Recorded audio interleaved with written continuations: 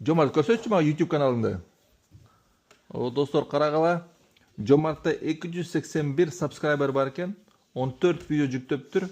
Эң популярдуу видеосу 144 000 просмотр. Карагылачы. Экинчи популярны 33 000 просмотр. Үчүнчүсү 5 000. Вау, Жомарт, азаматсың. Азаматсың. Достор, мен Жомартка телефон колдонгонду чектебейм. Жомарт каалаганча телефон колдонот. Мен каалайм Жомарт бир гана телефон колдонгондо туура колдонсун. Керектүү нерселерди үйрөнсүн. TikToktон, Instagramдан, YouTube'дан. Жөн эле видео ала бербей, өзү бирок жараткан болуш керек. Мына Жомарттын YouTube видеолору бар. Анан кийин дагы Жомарттын TikToктагы каналы бар. 146 фолловеры бар. Ушинтип Жомарт жаратман болуп үйрөнүп атат.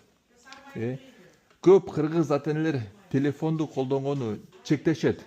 Муну айтышат, болбойт, бул арам депчи. Же муну такыр эле тыйып салышат. Мен ойлойм бул туура эмес депчи. Биринчи кезде себеби ата-энелер өздөрү телефон колдонушат, тынбай.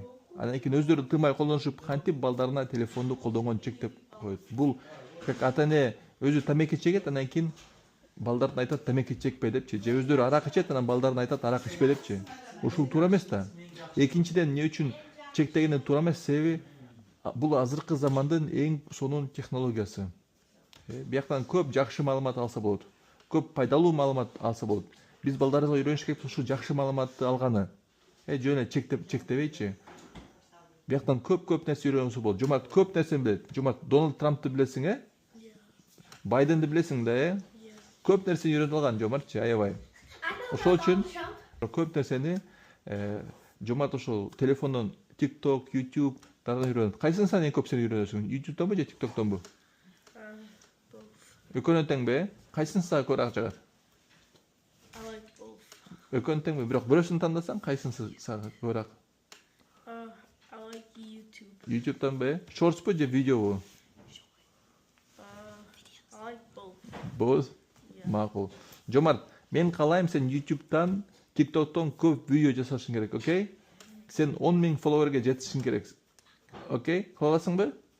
Сен 10 000 фолловерге жетсең, мен сага $150 берем. No, 500 billion. Окей? Давай.